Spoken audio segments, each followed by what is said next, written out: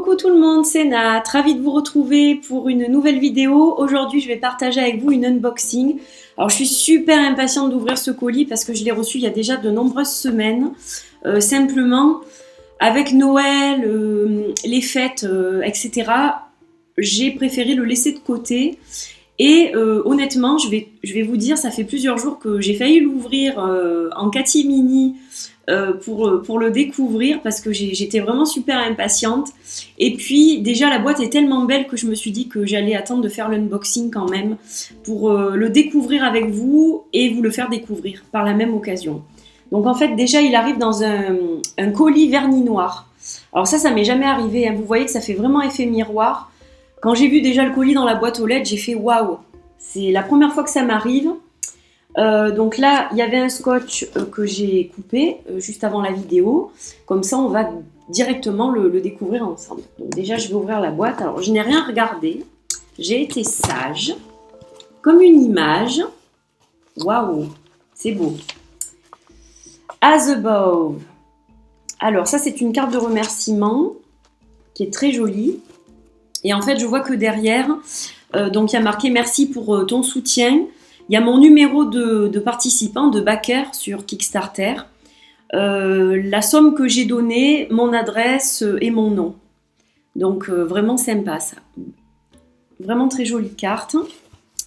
Donc je vous montre l'intérieur, c'est juste magnifique. On dirait un bijou dans un écrin. C'est vraiment très très beau. C'est rare que les packaging soient aussi beaux. Ah, et il y a la suite là. As above, so below, avec le mail thecreepingmoon.com, tarot.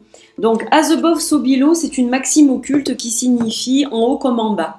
Donc, le ciel et la terre, hein, voilà. Alors, donc on va déplier ce magnifique papier de soie doré. Très, très joli. Et donc, à l'intérieur de ce papier de soie, qu'est-ce que j'ai? J'ai un tarot. Le Anima Mundi Tarot. Alors ce tarot, en fait je m'apprêtais à backer un autre jeu sur Kickstarter quand je l'ai trouvé. Je vous dirai pas le nom du jeu que je voulais backer parce que je ne m'en rappelle plus. Mais c'est un jeu qui est assez sombre, avec des cartes comme en relief. Voilà, je m'en souviens plus du tout. Et je devais faire un choix parce que je pouvais pas financièrement les backer tous les deux. Parce que celui que je devais backer était quand même assez cher.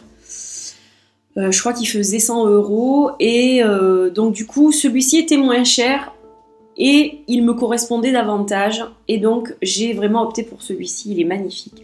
Alors c'est Megan Wireweden, si je prononce correctement son nom, qui a fait ce jeu. Il y a ses initiales, MW. La boîte est très belle déjà. J'aime beaucoup, beaucoup la boîte. Elle me fait penser un peu au style de boîte qu'on retrouve dans le Starchild Tarot, par exemple.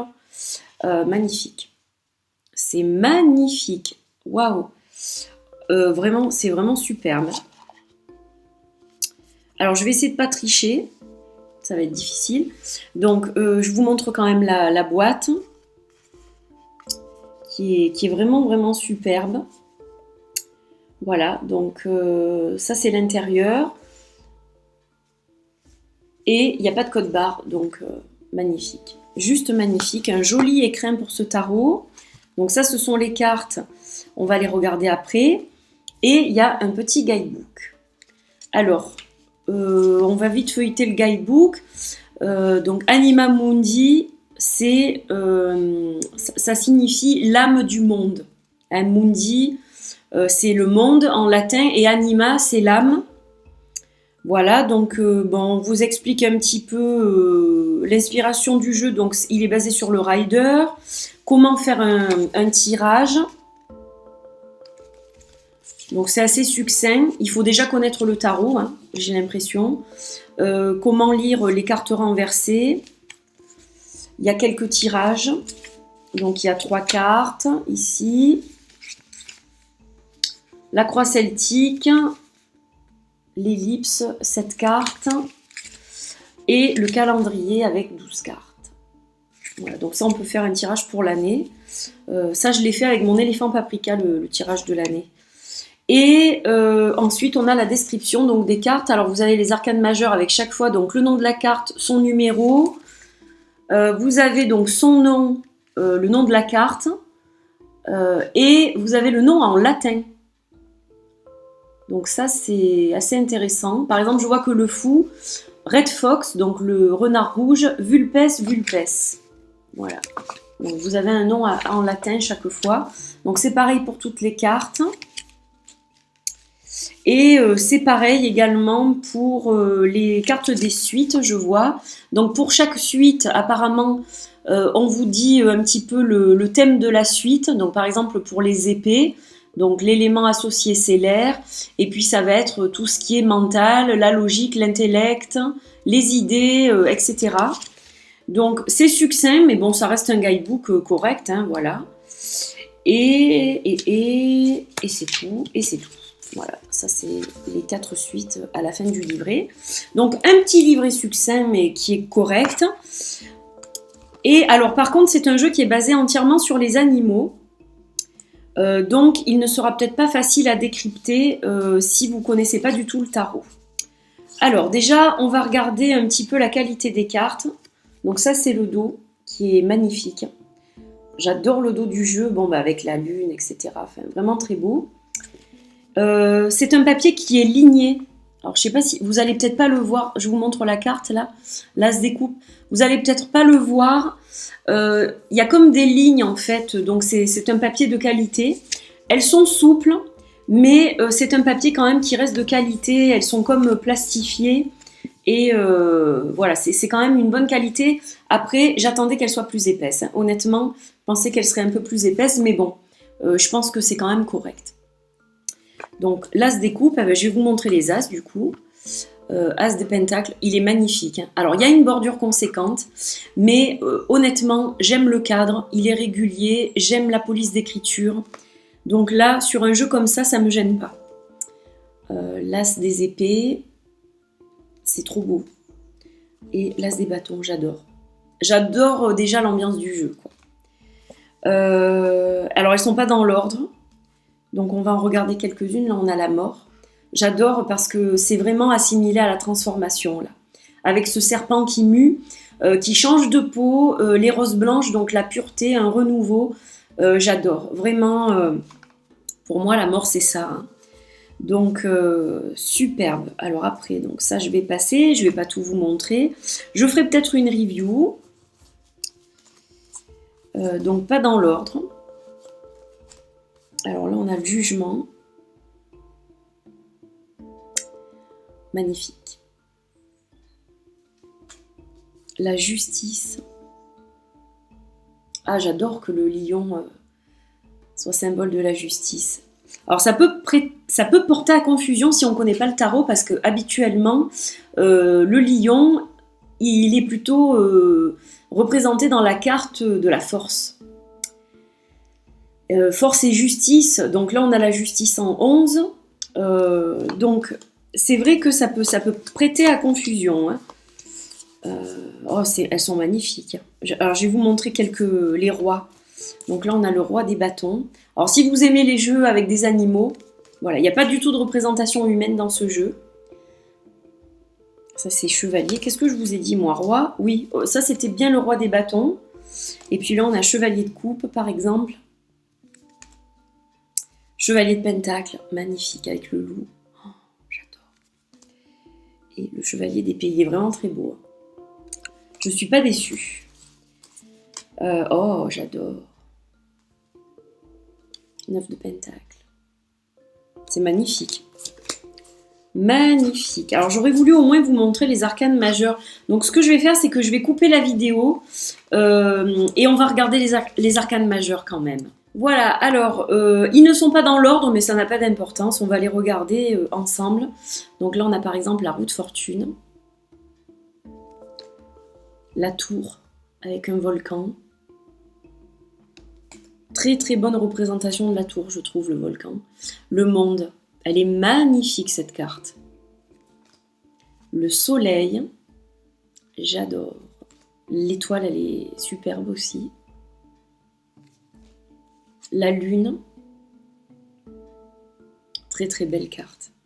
Alors, la grande prêtresse, j'adore.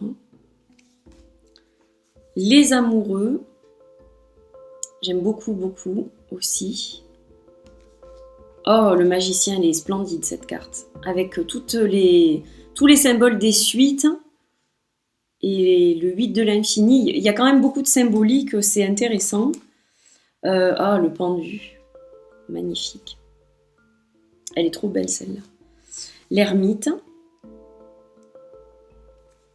Le hiérophant. Magnifique. Le fou. Donc avec le fameux renard rouge. L'impératrice. Oh, l'empereur, magnifique. J'adore. Alors, animaux et nature, faune et flore, hein, en fait. Voilà. Le chariot. Un jeu très proche de la nature. Le diable. Ah, je vous ai dit des bêtises quand je vous ai dit qu'il n'y avait pas du tout de représentation humaine. Il y a le diable. Je pensais qu'il n'y en avait pas du tout, en fait. La force.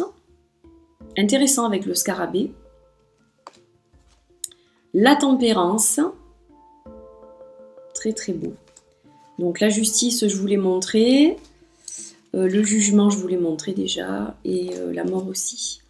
Voilà, et puis j'ai 3 cartes que je voulais vous montrer aussi que j'ai repérées en triant les cartes. Donc la reine des épées. Elle est juste magnifique. Elle a un regard.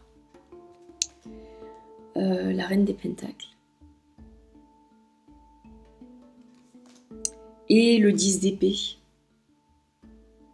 Voilà, donc on voit vous les voyez les lignes là, voilà. Donc c'est un papier ligné, donc de très bonne qualité. Et donc je vais peut-être vous en montrer encore 2 ou 3. Là on a le 6 de bâton. Elle est belle. Les couleurs sont jolies. Hein. Le 10 de coupe. 10 de pentacle. 9 de bâton. Page de coupe. Voilà, donc je m'arrête là pour aujourd'hui. Donc le dos est juste magnifique. J'adore le dos. Il est splendide le dos. Et donc les bordures sont dorées. Voilà, ça c'est vraiment très très joli. C'est un très très très beau tarot. J'aime beaucoup. Après je vous dis, le seul bémol, pour ce type de jeu, j'aurais pensé à des cartes plus épaisses. Mais bon, elles sont souples. Donc je pense qu'au niveau du mélange, voilà, il se mélange vraiment facilement, il glisse bien. Les cartes ne tombent pas. Donc ça c'est super. C'est quand même important aussi pour un tarot. Et je pense qu'on peut les mélanger façon poker. Mais par contre, ce que je voudrais voir, si elles se tordent ou pas en fait. Donc on va regarder, on va voir un peu ce que ça donne. Donc vous voyez, elles sont bien souples. Ouais, alors il faut faire attention parce qu'elles ont tendance à se tordre. Donc je dirais ce type de mélange à éviter. Donc c'est mieux de les mélanger comme ça, elles se mélangent vraiment facilement. Et puis on peut aussi les mélanger comme ça, je pense. Voilà. Donc les deux sont bien. Après façon poker, elles vont s'abîmer, elles vont se tordre et c'est dommage. Voilà, donc je vais ranger ce magnifique jeu dans sa petite boîte. J'étais ravie de vous le faire découvrir si vous ne le connaissiez pas. Voilà, donc je vous mettrai le lien en barre d'infos. C'est l'Anima Mundi Tarot de Megan Wireden. Bon, je pense que je le prononce pas bien, donc je m'excuse par avance. Mais voilà, donc un très très joli tarot avec une ambiance de nature qui est vraiment intéressante. Et je pense que le diable, alors j'ai pas regardé toutes les cartes, mais je pense que le diable est la seule représentation humaine. Voilà, donc ça a quand même une signification aussi, je crois. Très très beau jeu, vraiment. Très très très beau jeu. Je regrette pas du tout de l'avoir supporté sur Kickstarter. Je suis très contente de l'avoir fait. Voilà, c'est vraiment un tarot qui a l'air très sympa. Voilà, donc j'espère que ça vous a plu. Je vous fais plein de bisous et puis je vous retrouve très bientôt pour une autre vidéo. Portez-vous bien. Bye bye.